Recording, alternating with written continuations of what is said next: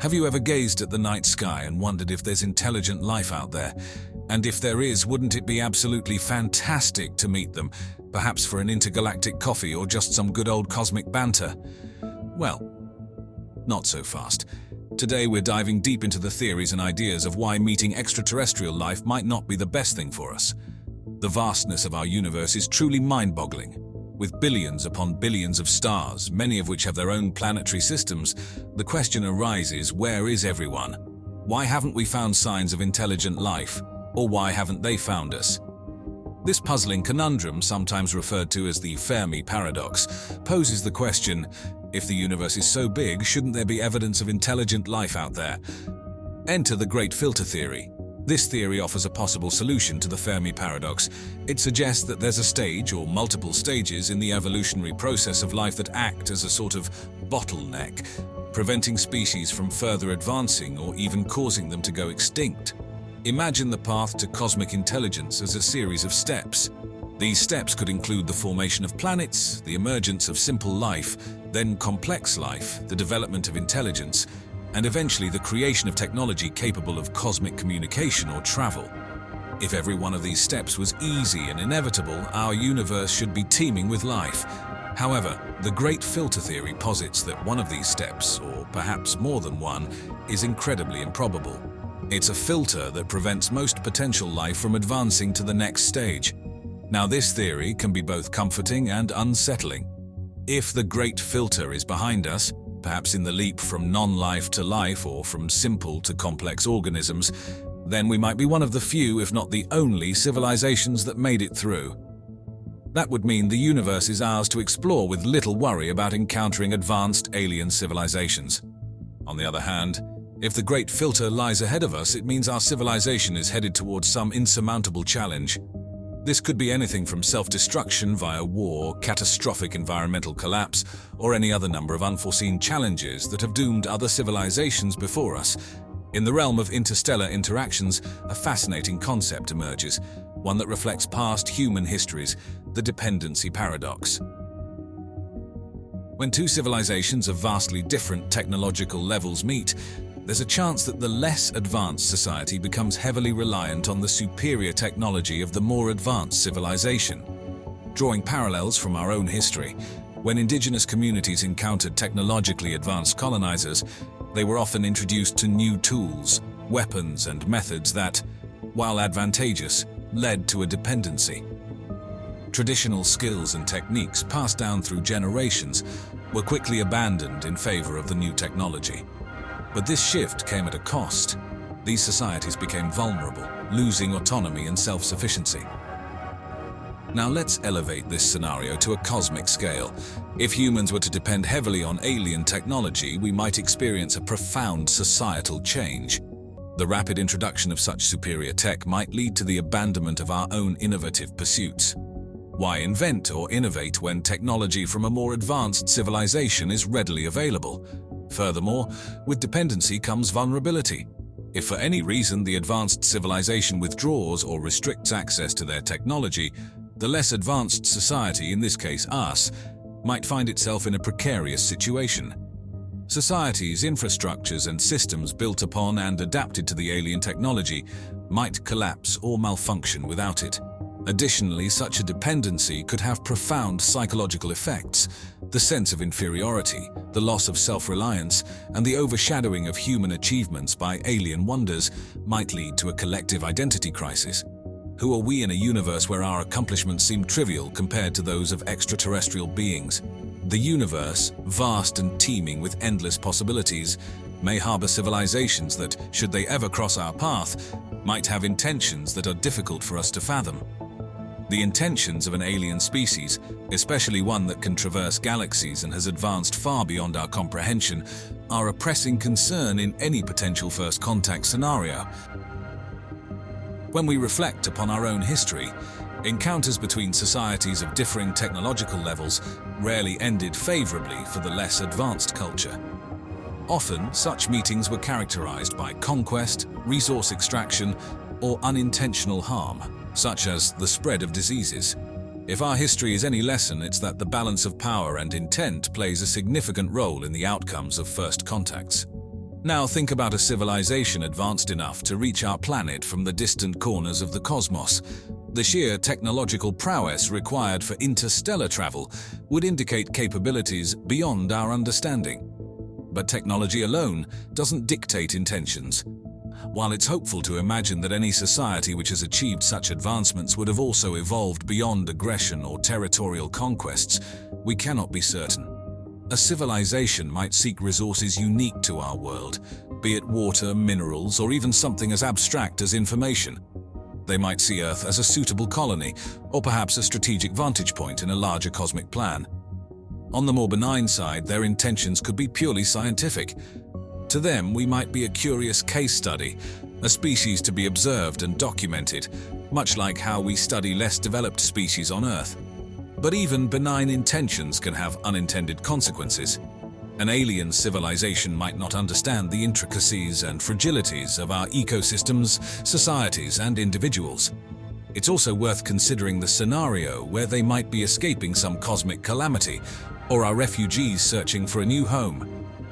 In such a case, their desperate situation could make interactions unpredictable. Lastly, their moral and ethical constructs might be entirely different from ours.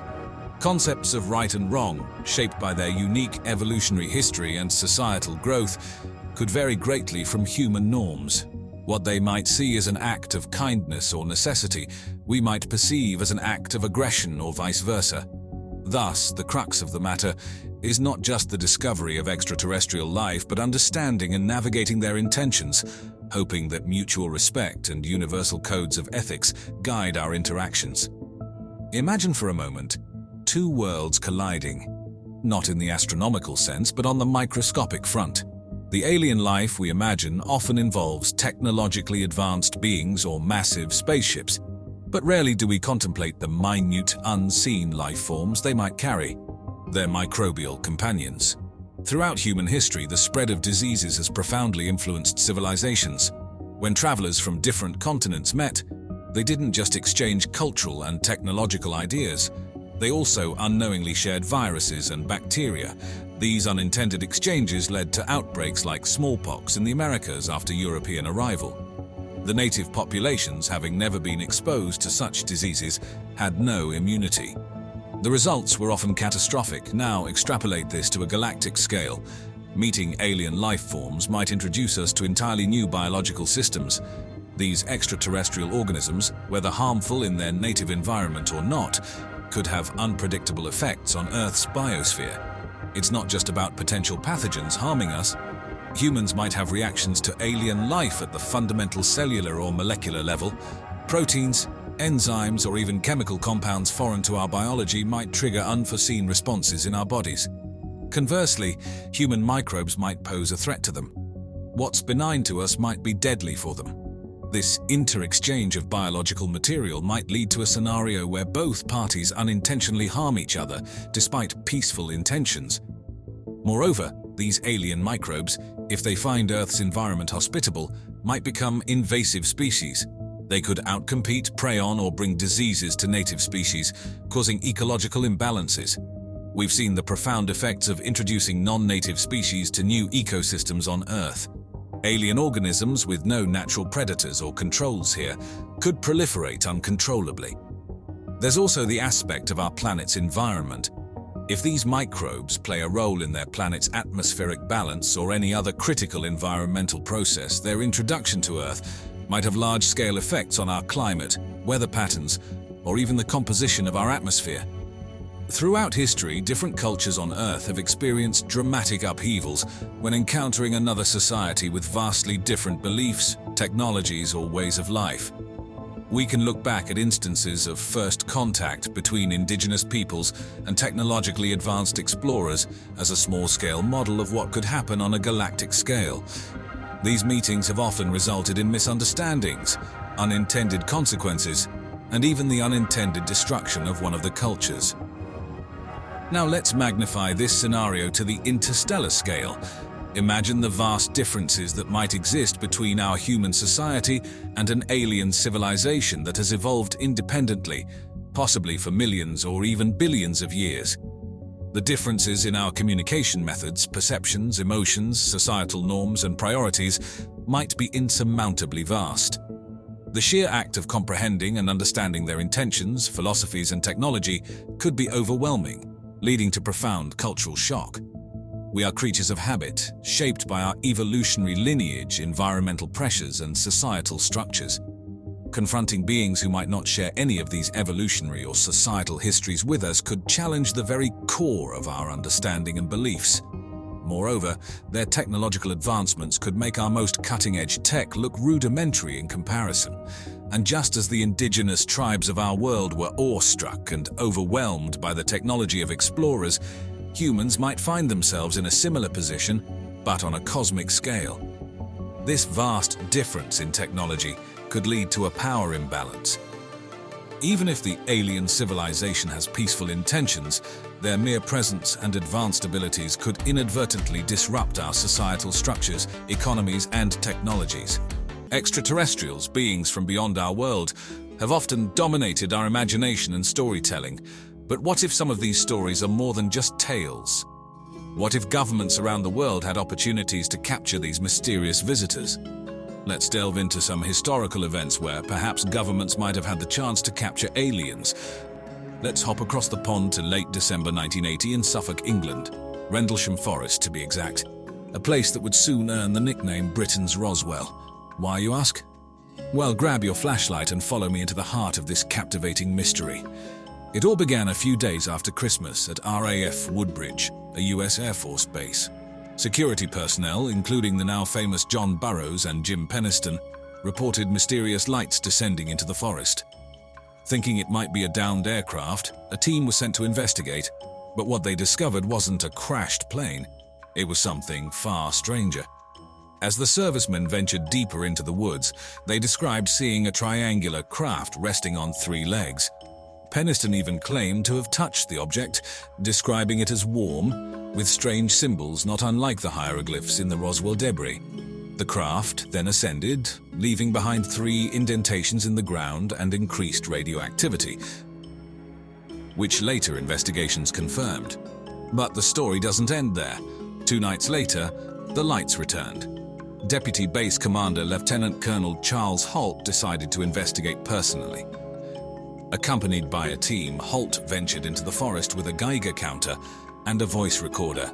The recordings, which were later released to the public, capture Holt and his team's genuine bewilderment as they experienced a series of bizarre phenomena: pulsing lights, laser-like beams shooting down from the sky, and a mysterious red object. The aftermath was a swirl of confusion. Initially, the US and British military brushed the incidents off. However, in 1983, a memorandum from Holt detailing the events became public, causing a media sensation. Theories began pouring in. Was it an extraterrestrial visitation? A secret satellite? A classified aircraft test? Over the years, the British Ministry of Defence remained tight-lipped, stating that the event posed no threat to national security and therefore didn't warrant an investigation. However, for those involved and many who've delved into the depths of this mystery, Rendlesham remains an encounter that challenges our understanding of the unknown. The end of the 1980s was a time of many significant world events. While the Berlin Wall was falling and the internet was in its infancy, the skies over Belgium were hosting an event that still puzzles many to this day. Enter the Belgian UFO Wave, a series of alleged extraterrestrial sightings that took the country, and soon the world, by storm. From November 1989 to April 1990, thousands of Belgians reported seeing large, silent, low-flying triangular formations of lights in the sky. These weren't just the tales of a few scattered individuals. There were collective sightings reported by entire groups of people. And even police officers corroborated many of these claims. The report shared a striking similarity. Most witnesses described the objects as huge flying platforms, often triangular in shape with bright lights at each corner. On the night of March 30th, 31, 1990, things escalated. The Belgian Air Force scrambled 2 F-16 fighter jets after ground-based radar locked onto an unknown target.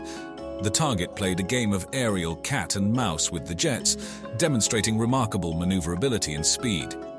pilots reported that the UFOs would react to their attempts at intercept, accelerating and changing altitude far beyond the capabilities of 20th-century earthly aircraft.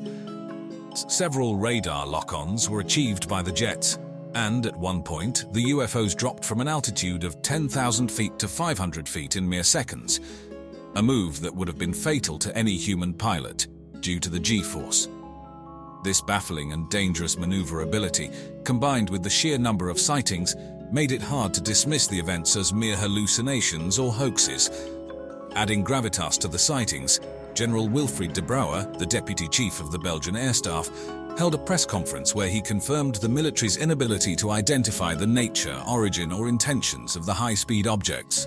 He showed radar tape footage and explained the military's involvement in the sightings, giving an official weight to the phenomenon.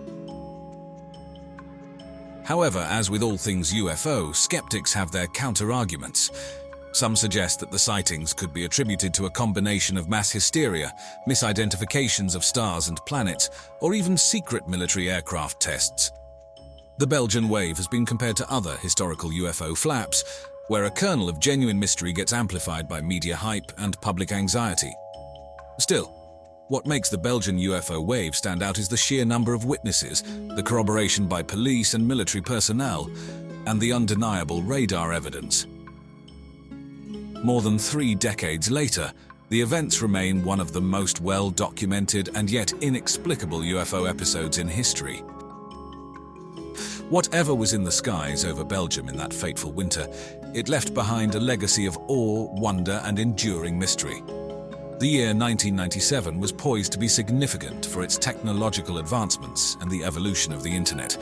However, on the evening of March 13th, in the skies above Phoenix, Arizona, and neighboring cities, an event occurred that would make its mark on UFO history. The Phoenix Lights phenomenon is considered one of the most widely witnessed and documented UFO sightings in the modern era, and like all great mysteries, it's shrouded in debate, intrigue, and wonder. As the sun set on that March evening, reports began trickling in from across the state of Arizona. Initially, it started with accounts of a massive V-shaped object, several football fields in length, moving silently across the sky. Eyewitnesses, which numbered in the thousands, included pilots, police officers, and even the Arizona governor, Fife Symington. The descriptions were eerily consistent, a series of lights, often 5 to 7, in a distinct triangular formation, floating effortlessly and silently overhead. Hours later, a second event occurred. A series of stationary lights hovered over the Phoenix area. These orb-like illuminations remained in place, forming a slight arc, and then one by one, they blinked out, leaving puzzled and awestruck observers on the ground. This event was captured on video by multiple civilians and made its way onto local and national news, catapulting the Phoenix Lights into the spotlight. But what were they? An extraterrestrial visitation, top-secret military aircraft, an elaborate hoax? The official explanation from the military, revealed days after the event, was that the lights were flares dropped by A-10 Warthog aircraft during a nighttime exercise at the Barry Goldwater Range. However, this explanation didn't sit well with many, including some experts who insisted that the lights seen over Phoenix didn't behave like conventional flares. Governor Symington, who initially made light of the situation by bringing an aide dressed as an alien to a press conference, later admitted that he'd witnessed the event himself and believed it to be of extraterrestrial origin. The event stirred intense debate and led to a myriad of theories. Skeptics pointed to military exercises, atmospheric conditions, or even mass delusion as potential explanations. Proponents of the extraterrestrial theory argued that the vast size of the craft, its silence, and its seemingly anti-gravity movement were far beyond any known human-made aircraft's capabilities. Airports are bustling hubs of activity, filled with thousands of people, grounded by schedules, rules, and predictable trajectories.